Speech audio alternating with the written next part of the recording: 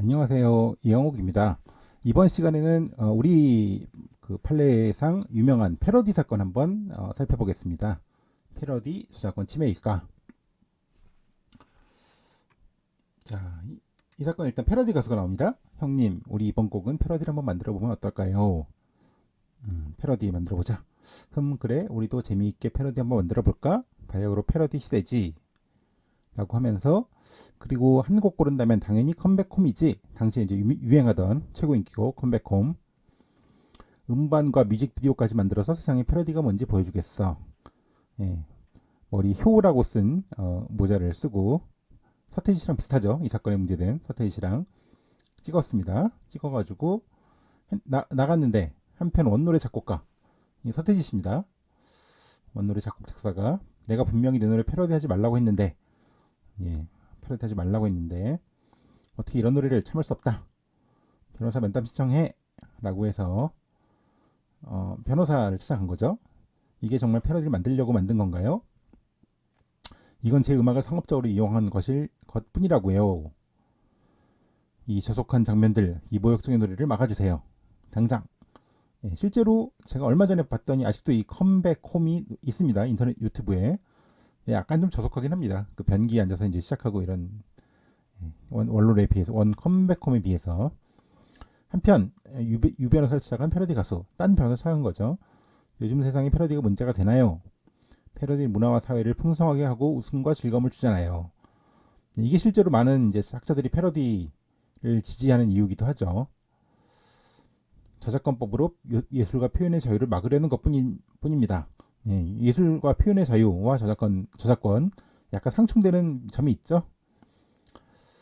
결국 법정에서 결론은 그들 패러디를 빙자해 원곡의 동일성을 파괴하는 저 이상한 노래의 배포 등을 금지하여 주십시오. 동일성 유지권이 문제가 됐습니다. 당시 서태지 씨는 음악을 이제 신탁을 했기 때문에요. 신탁까지 가면 너무 좀 길어지고요. 동일성 유지권 파괴다. 지금 저 패러디 가수 측에서는 저작권을 빙자해 자신의 곡에 대한 새로운 해석과 패러디를 막아서는 안 됩니다. 라고 주장을 하네요. 항변하는 거죠. 자, 이 노래는 패러디를 빙자한 상업적 악용입니다. 원곡자 측에서는. 패러디 가수 측에서는 요즘 대중문화에서 패러디는 너무나 흔하고 일반적인 표현 방법입니다. 이런 걸 막는다니 말이 됩니까? 라는 거죠. 여러 가지를 이제 고려하는데 원곡의 수요를 대체하거나 원곡을 이용한 측면도 있다. 물론 뭐 그럴 수도 있겠죠. 원래 컴백홈을 들을 사람들이 컴백홈을 듣는다. 원곡을 좀 이용했다. 원곡에 담긴 고민을 풍자희화해서 비평과 새로운 웃음을 주기도 하네요. 실제로 보면 좀 그런 점도 좀 있습니다. 뭐 없다고는 할 수 없죠. 그리하여 판결은 이 곡은 원곡을 흉내내 웃음을 자아내는 정도고 새로운 가치 있는 패러디라고 보기 힘듭니다. 상업적 목적으로 원곡을 이용했고 원곡의 사회적 가치가 저하되고 수요의 하락도 있다고 보이네요. 라고 해서 원고가 승소했습니다. 서태지 씨 승소. 패러디가 이제 인정 안 됐죠. 당연한 결론 감사합니다. 패러디 가수 측에서는 내 예술이 인정받지 못하다니 억울해라고 얘기하네요. 판결 요지를 한번 볼까요? 기존의 저작물에 풍자나 비평 등으로 새로운 창작적 노력을 부과함으로써 사회 전체적으로 유용한 이익을 가져다 줄 수 있는 점, 저작권법 25조에서 공표된 저작물은 보도, 비평, 교육, 연구 등을 위해서 정당한 범위 안에서 공정한 가능에 합치되게 이용할 수 있다라고 규정하는 점 등에 비추어서 패러디는 허용될 여지가 있다.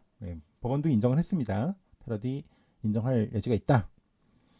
패러디로서 저작물의 변형적 이용이 허용되는 경우인지 여부는 근데 어떨 때 이제 패러디가 인정이 되느냐? 원저작물에 대한 비평 풍자 여부, 원저작물의 이용 목적과 성격, 이용된 부분의 분량과 질, 이용된 방법과 형태, 소비자들의 일반적 관념, 원저작물에 대한 시장 수요 내지 가치에 미치는 영향 등을 종합적으로 고려해야 된다. 신중하게 판단해야 된다. 했는데요. 이 사건 개사곡 컴백홈은 신청인 이 사건 원곡 컴백홈에 나타난 독특한 음악적 특징을 흉내내요. 단순히 웃음을 자아내는 정도에 그친 것일 뿐 원곡에 대한 비평적 내용을 부과해서 새로운 가치를 창출한 것으로 보이지 않는다. 근데 새로운 가치까지 창출해야 되는 건지는 좀 약간 의문이 있긴 합니다.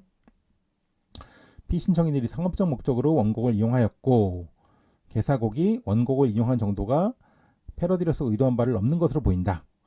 개사곡으로 인해서 원곡 컴백홈에 대한 사회적 가치의 저하나 잠재적 수요의 하락도 좀 있어 보인다라고 판시했습니다. 결국 신청인의 피신청인들의 개사곡은 패러디로서 보호받을 수 없다라고 해서 패러디가 부정됐습니다.